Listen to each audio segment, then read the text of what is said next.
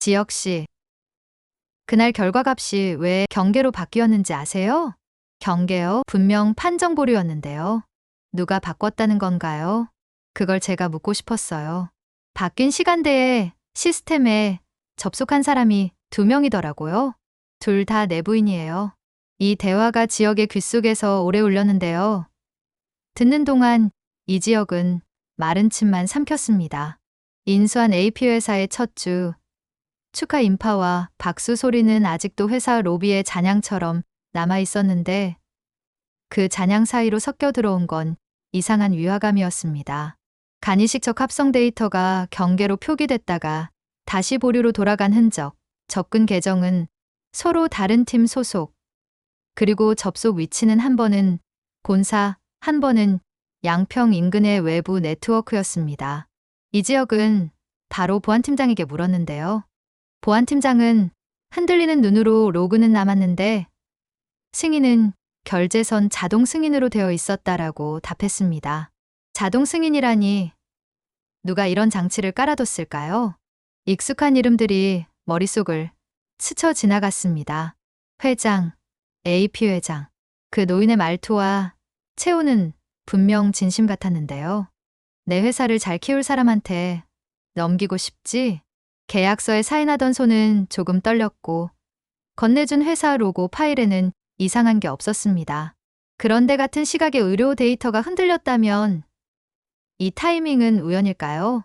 우연은 공교롭게도 늘 누군가의 목적과 맞붙어 나타난다는 걸 이 지역은 현장에서 여러 번 경험했거든요. 지은호는 회사에서 돌아오는 길에 조용히 말을 꺼냈습니다. 지혁 씨, 오늘은 그냥 집에 들어가요? 저도 머리가 아프네요.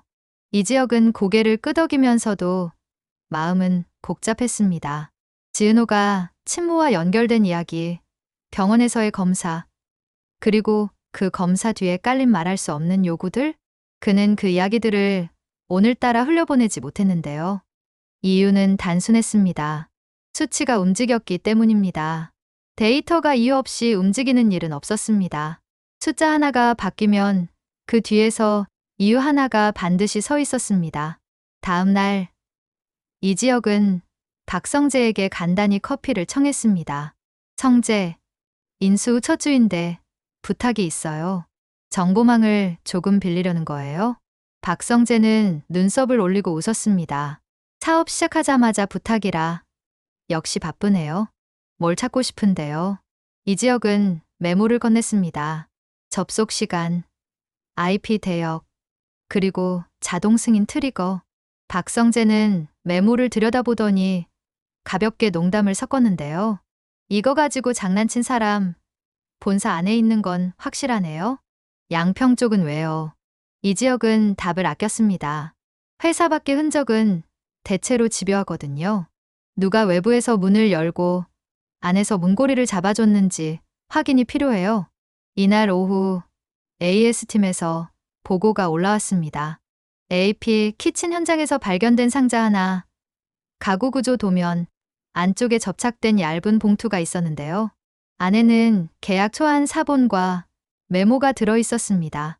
메모에는 낯선 이니셜과 함께 납기 조항, 원가 연동 조항의 수정안이 펜으로 끼워져 있었는데 수정안의 방향이 기묘했습니다. 회사에 불리하게 보이는 내용인데요. 납기를 과도하게 당기고 원가 변동에 따른 손실 전가를 회사가 더 부담하도록 되어 있었습니다. 누군가 회사의 체력을 빼놓으려는 듯한 구성이었죠. 지역은 메모 오른쪽 하단의 작은 점에 눈길이 멈췄습니다. 천연 오일 자국.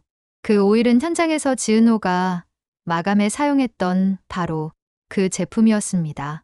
오일은 냄새가 거의 남지 않는데 미세한 광택과 점도는 잔흔으로 남습니다. 그리고 그 잔흔은 인쇄물 가장자리에서만 발견됐습니다. 누군가 현장에서 서류를 꺼냈고 그 시점에 마감 오일이 손에 묻어 있었던 거죠. 이 지역은 지은호에게 조심스럽게 물었습니다. 그날 마감하던 시간 기억나요? 계약 초안 사본이 현장에서 나왔습니다. 지은호는 놀라서 고개를 들었는데요. 저는 그 서류 못 봤어요. 마감 오일은 제가 사용했는데 작업 끝나고 바로 장갑을 버렸어요. 손에는 잘 안 묻었는데요. 이지혁은 서류 사진을 보여주며 설명했습니다. 오일 농도가 낮고 점도가 균일해요. 장갑에서 묻었다기보다 오일병 뚜껑을 닫는 손에서 옮겨 붙은 느낌이에요. 장갑은 보통 거칠게 닿아 자잘한 무늬가 생기는데 이건 매끈해요. 지은호는 잠시 말이 없었습니다. 그럼 제 주변에서 누가 서류를 만졌다는 이야기네요. 그날 현장에 들어올 수 있었던 사람은 제한되어 있었는데요. 두 사람은 각자의 메모장을 펼치고 이름을 적었습니다. 현장 반장, 배송기사, AS 팀장, 실측 담당, 그리고 한 명 더 계약서 전송을 도왔다고 자신을 소개했던 외부 컨설턴트? 외부 컨설턴트의 명함은 깔끔했는데요. 이지혁은 명함을 손으로 뒤집어 봤습니다. 뒷면 하단에 미세한 각인으로 작은 알파벳이 새겨져 있었습니다. LRN. 그는 이 이니셜을 정보팀에 맡겼습니다. 결과는 의외로 빨랐는데요. LRN은 소규모 리서치 네트워크의 약자였고 그 네트워크는 최근 몇 달 사이에 의료 데이터, 주주명부, 부동산 등기를 크로스 체크하는 의뢰를 몇 차례 수행했더라고요. 의뢰인 이름은 가려졌지만 결제 계정 중 하나가 양평에서 사용된 IP와 묶여 있었습니다. 양평이라는 단어가 다시 떠오르는 순간 이지혁은 마음속에서 뭔가 맞물렸다고 느꼈습니다. 회사 인수, 현장 서류, 의료 데이터, 그리고 양평. 각각의 점들이 같은 선상에서 움직이고 있었습니다. 그는 고개를 들고 결심했는데요. 오늘 밤 양평을 확인하겠습니다. 양평의 주소지는 한적한 도로 끝자락에 있었고 표면상으로는 소규모 창고였습니다. 그러나 출입 시스템은 어설프게 위장된 것치고 지나치게 견고했는데요. 지문 인식과 비상키가 함께 걸려 있었고 방문 기록은 외부로 전송되게 되어 있었습니다. 지혁은 삐부러진 생각을 접고 합법적인 방법을 택했습니다. 변호사를 대동한 정식 열람 요청, 그리고 며칠 전부터 준비한 정당한 사유서를 제출했습니다. 인수 절차 과정에서 발견된 보안 위반 가능성, 서류 은닉 정황, 회사 재무의 손실을 유발할 수 있는 계약 조작 시도. 담당자는 난색을 표했지만 변호사의 조목조목한 설명에 결국 제한적 열람을 허용했는데요. 그 자리에서 본 건 의외의 것이었습니다. 의료기관에서 보낸 정기보고서, 사본, 계정 접근 이력표, 그리고 열람 불가로 마스킹된 항목들? 그 항목명 옆에는 작은 주석이 붙어 있었는데요. 조건부 공개, 이해, 당사자의 동의 필요? 지혁은 스스로에게 물었습니다. 내가 왜 여기까지 와 있지? 회사 인수의 기쁨은 사라지고 설명되지 않는 연결고리만 짙어졌습니다. 그는 마음속에서 가장 단순한 질문 하나를 꺼내 올렸습니다. 왜? 왜 지금? 왜 이 타이밍? 왜 이런 방식? 그리고 가장 답답한 답이 떠올랐습니다. 누군가가 간절하기 때문이라고요. 무엇인가를 얻거나 무엇인가를 막거나 혹은 둘 다를 동시에 하기 위해서요. 본사로 돌아오니 박성재가 기다리고 있었습니다. 두 계정 중 하나는 본사 재무팀, 다른 하나는 외부 보건연계 계정이네요. 재무팀 쪽은 초과 근무가 없던 날 접속했고 외부 계정은 양평에서 접속했어요. 더 묘한 건 자동 승인 트리거입니다. 작동하려면 누군가 결제선에 조건을 미리 걸어야 해요. 이지혁은 문득 회장의 말이 떠올랐습니다. 결정은 날 찾아는 했어. 끝장을 보는 놈이면 최종 입찰까지 오겠지? 그 말이 지금은 다른 뜻처럼 들렸습니다. 끝장을 보는 사람인지 보고 있었다면 혹시 지금도 누군가 자신이 끝까지 파헤치는지 보고 있는 건 아닐까요? 다음 날 아침 지은호가 조용히 말했습니다. 지혁 씨, 한 가지 말씀드릴 게 있어요.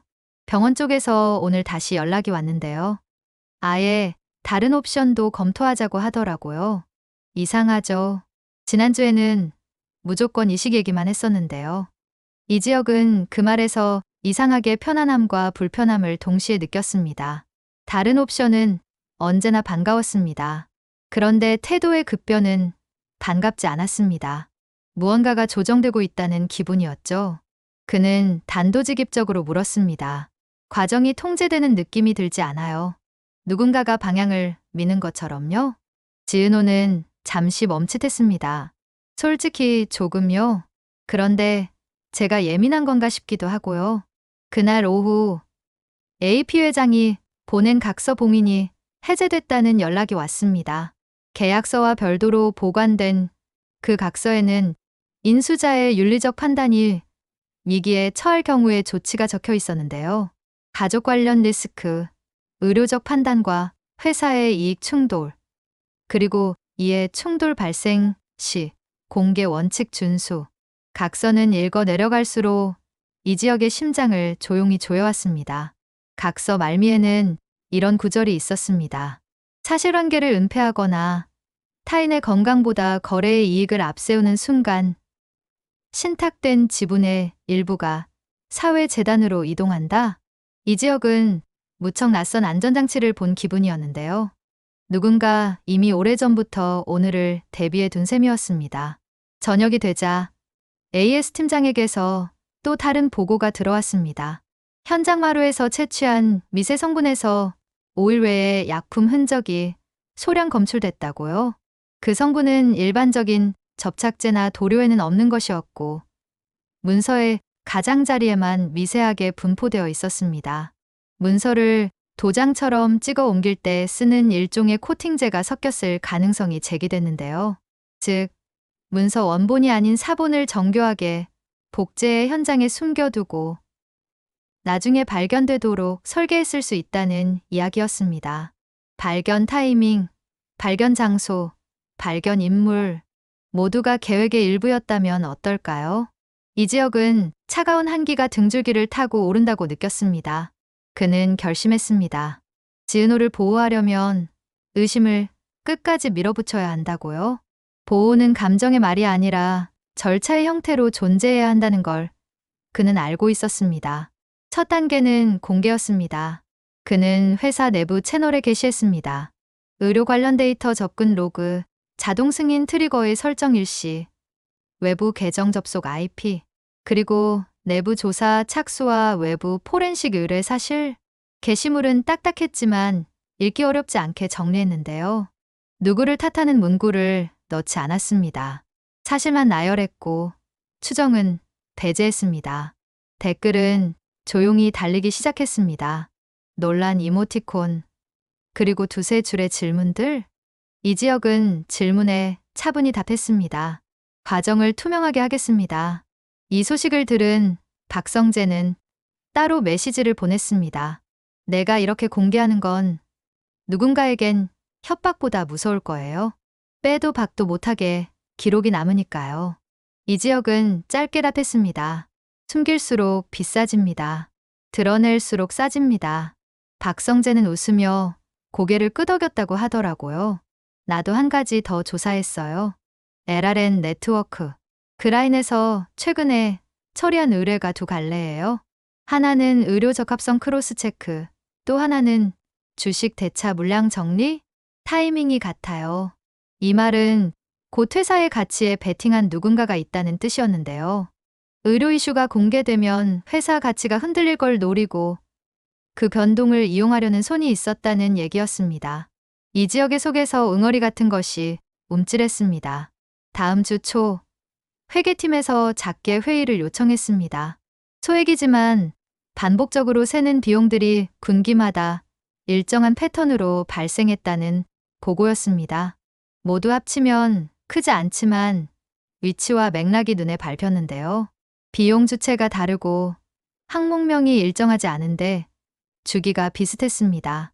그중 한 건이 양평 인근에서 발생했고 메모에 의료 관련 약어가 적혀 있었습니다.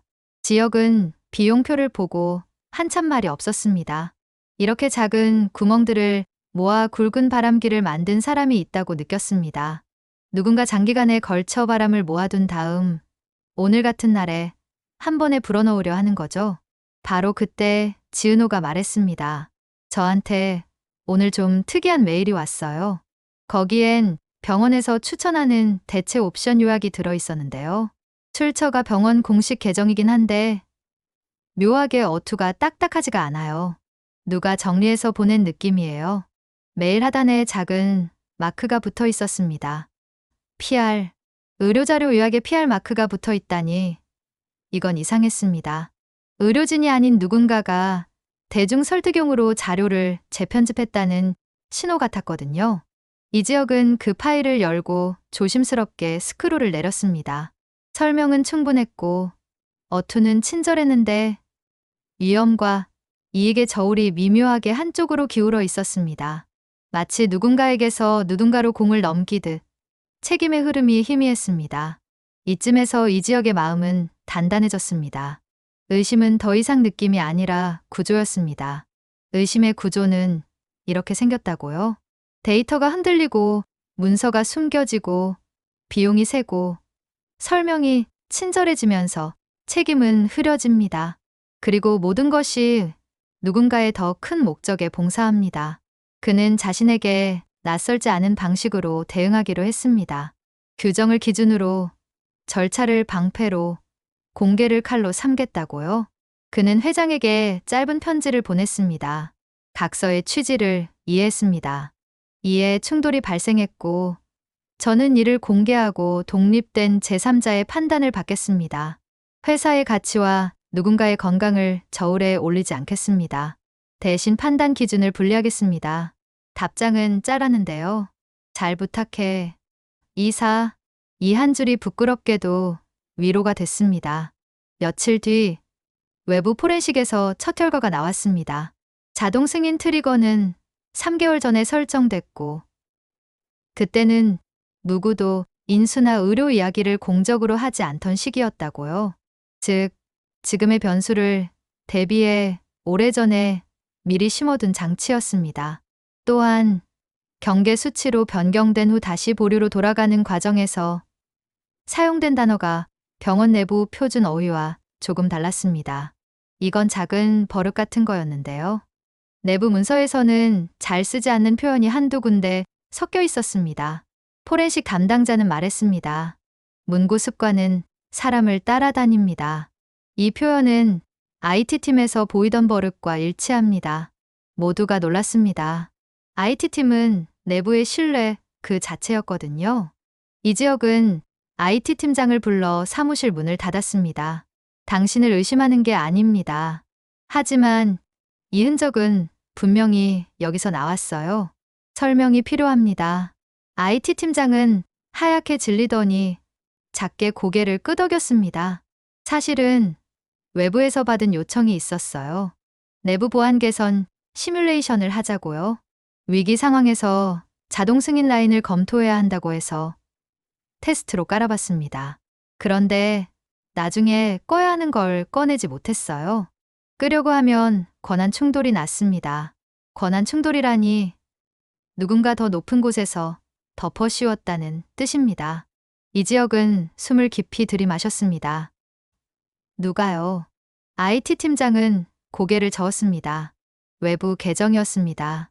계약회사 명의였는데 실제 담당자는 만나본 적이 없어요. 이메일과 전화만 주고받았어요. 이제 그림이 그려졌습니다. 외부의 손이 먼저 토대를 세우고 내부의 손이 안내판을 세워뒀습니다. 위기처럼 보이는 상황이 오면 자동으로 문이 열리게 그 문으로 누가 드나들었는지는 의도가 드러나는 순간 함께 밝혀질 것이고요. 이지혁은 마음이 무거웠지만 동시에 묘하게 가벼워졌습니다. 의심이 더 이상 추측이 아니었거든요. 의심은 지금 증거의 문턱을 넘고 있었습니다. 그는 지은호에게 솔직하게 말했습니다. 내가 요즘 예민해 보여도 이해해줘요. 누구든 당신을 이용하려 든다면 회사 이전에 내가 먼저 맡겠습니다. 지은호는 고개를 끄덕였는데요. 표정에는 고마움과 미안함이 번갈아 스쳤습니다. 저도 알아요. 그래서 저도 제 쪽에서 할 일을 하려고요. 병원과 통화 기록, 상담 이력, 대체 옵션 비교 자료. 제가 다 모아볼게요.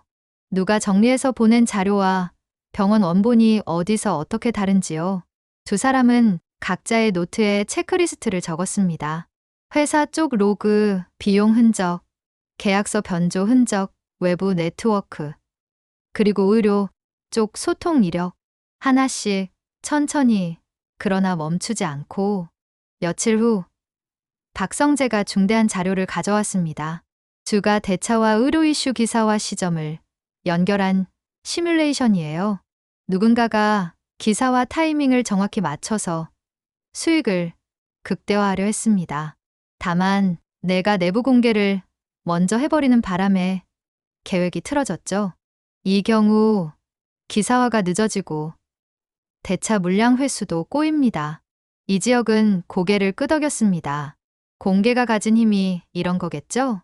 모두가 같은 정보 위에 서면 흔들리는 폭이 줄어들어요. 박성재는 진지하게 물었습니다. 그런데 너 이걸 계속 밀 겁니까? 사람 피곤해져요. 이지혁은 미소를 지었습니다. 회사 살리자고 시작했는데요. 그리고 사람 살리자고도요. 방법은 다르지 않아요. 어느 늦은 밤, 이지혁은 스스로에게 마지막 질문을 던졌습니다. 내가 두려워하는 건 무엇일까? 실수, 오해, 실패, 아니면 대신. 생각해보니 정답은 다 아니었습니다. 그가 진짜 두려워하는 건 설명되지 않는 채로 남는 구멍이었습니다. 구멍은 언제나 가장 나쁜 때에 가장 나쁜 모양으로 터지거든요. 그래서 그는 설명하려고 해왔고 또 설명하려고 할 겁니다. 때로 사람들은 그걸 고집이라고 부르지만 그는 알고 있었습니다. 고집이 아니라 살아남는 방식이라고요. 그리고 다음 날 아침 작은 메모 한 장이 그의 책상 위에 놓여 있었습니다. 세 줄짜리 메모였는데요. 첫째 줄에는 이렇게 적혀 있었습니다. 경계 수치가 아니라 완전 일치였습니다. 둘째 줄에는 결과 전송이 특정 조건에서 보류되도록 태그가 걸려 있었습니다. 셋째 줄에는 태그를 건 계정은 사망자 명이었습니다. 이게 의미하는 바는 명확했습니다. 누군가가 결과를 숨겼고 누군가가 그 숨김을 이동시키려 했습니다. 누군가는 이 식이 성사되길 바랐고 누군가는 이 식이 지렛대가 되길 바랐습니다. 둘은 같아 보이지만 다릅니다. 지렛대는 상대를 누릅니다. 성사는 누군가를 살립니다. 이지혁은 펜을 들어 아주 또렷하게 메모를 덧붙였습니다. 지렛대는 부러뜨린다. 성사는 살린다. 그는 곧장 회의실을 예약했습니다. 내부 조사단, 외부 포렌식, 법무, 회계, 보안, 그리고 인사. 회의의 제목은 간단했습니다. 절차의 복원. 각 부서가 한 줄씩 보고했고 이지혁은 고개를 끄덕이며 연결을 정리했습니다. 연결이 그려질수록 감정도 침착해졌습니다. 감정이 가라앉아야 판단이 선명해진다는 걸 그는 배웠습니다. 판단은 말보다 조용했고 조용할수록 멀리 갔습니다. 회의가 끝나갈 즈음 그는 마지막으로 말했습니다. 우리는 누군가를 지목하려고 모인 게 아닙니다. 우리가 다시 기준으로 돌아가기 위해 모였습니다. 기준만 회복되면 의도는 스스로 드러납니다. 사람들의 얼굴이 단정해졌고 각자 자리로 돌아갔습니다. 사무실 바깥의 햇빛은 여느 때처럼 평범했는데요. 평범한 빛 아래에서 비로소 비정상이 보였습니다. 그날 저녁 지은호가 조용히 웃으며 말했습니다. 오늘 하루 고생 많았어요. 아, 그리고 병원에서 제안한 대체 옵션 중에 하나가 꽤 현실적이더라고요. 그 옵션을 따르려면 여러 서류가 필요한데 제가 직접 챙겨볼게요. 이지혁은 고개를 끄덕였습니다. 고마워요. 그리고 미안합니다. 내가 요즘 너무 날카로웠죠. 지은호는 고개를 저었습니다. 아니에요. 저는 오히려 안심이 돼요. 이지혁이 이렇게 의심해줘서요. 누군가가 저 대신 의심해주는 게 이렇게 든든한 일인지 몰랐어요. 그 말에 이지혁은 잠시 눈을 감았습니다. 마음 한편이 풀렸고 다른 한편은 더 단단해졌습니다. 마지막으로 그는 회장에게 두 번째로 편지를 보냈습니다. 각서의 정신을 지키겠습니다. 회사는 절차로 지키고 사람은 설명으로 지키겠습니다. 저에게 필요한 것은 권한이 아니라 기준입니다. 기준은 저에게 주어진 것이 아니라 제가 증명해야 하는 것임을 잊지 않겠습니다. 그리고 짧은 답장을 받았습니다. 이제 진짜로 내 회사다. 모든 게 끝난 건 아니었습니다. 양평의 창고는 여전히 더 많은 서류를 감추고 있을지 모르고 LRN 네트워크의 의뢰인은 아직 얼굴을 드러내지 않았습니다. 그러나 이 지역은 알았는데요. 의심이 방향을 잃지 않도록 잡아주는 건 샤실의 연쇄였고 그 연쇄를 이어주는 건 공개였습니다. 다음 주에 어떤 소식이 들어와도 그는 같은 방식으로 움직일 겁니다. 기록을 확인하고 절차를 세우고 설명을 공개하겠다고요? 그게 요란하지 않은 승리라는 걸 오늘은 조금 더 분명히 알겠더라고요. 구독과 좋아요는 좋은 영상을 제작하는데 큰 원동력이 됩니다. 끝까지 시청해 주셔서 감사합니다. 다음 영상으로 찾아뵙겠습니다.